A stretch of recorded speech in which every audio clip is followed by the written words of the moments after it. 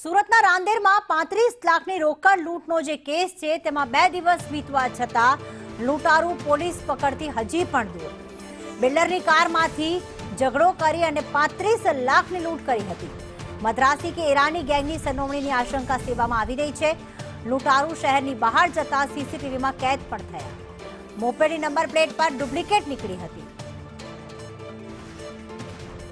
તો મોપેડની number plate duplicate નીકળી, જેના કારણે અત્યારે પોલીસને તેમને શોધવા માટે વધુ મુશ્કેલીનો સામનો કરવો પડી રહ્યો છે.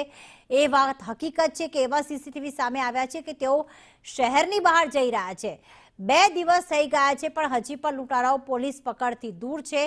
અહીંયા ઝઘડો કરી અને 35 લાખની રોકડની ચોરી કરવામાં આવી છે.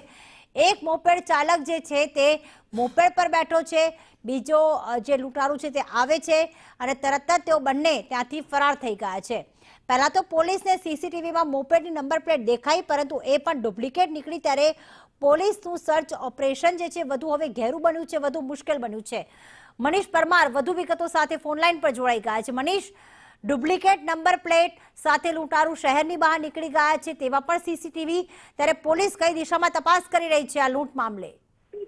જી બિલકુલ, વાત કરીએ તો સુરતના રાંદેર વિસ્તારમાં 35 લાખ રૂપિયાની લૂંટ થઈ હતી અને 2 દિવસ વીતી જવા છતાં પણ આરોપીનું પગવેલું છે તે પોલીસને નથી મળી રહ્યું. બીજી બાજુ વાત કરીએ તો આ જે ગેંગ છે તે ઈરાની ગેંગ કાં તો મદ્રાસી ગેંગ હોવાની આશંકા વ્યક્ત કરવામાં આવી છે, કારણ કે આ બંને જે આરોપીઓ છે તેના લોકેશન મેળવવા માટે પોલીસે પ્રયત્ન કર્યા હતા. ત્યારે રિવર્સ કેમેરામાં જોયું હતું ત્યારે એ શહેર બહારથી આવતા દેખાઈ રહ્યા છે અને જ્યારે જાય છે ત્યારે શહેર બહાર જ દેખાઈ રહ્યા છે, એટલે બહારના જ આરોપી હોવાનું માલુમ પડ્યું છે. બીજી બાજુ વાત કરીએ તો જે મોપેડ વાપરવામાં આવી હતી લૂંટની અંદર, તે મોપેડનો નંબર પ્લેટ ચકાસતા માલુમ પડ્યું છે કે આ બંને જે નંબર પ્લેટ છે તે પણ ખોટું હોવાનું માલુમ પડ્યું છે. એટલે જે લૂંટ કરવામાં આવી હતી એ પ્રી પ્લાનિંગથી કરવામાં આવી હતી.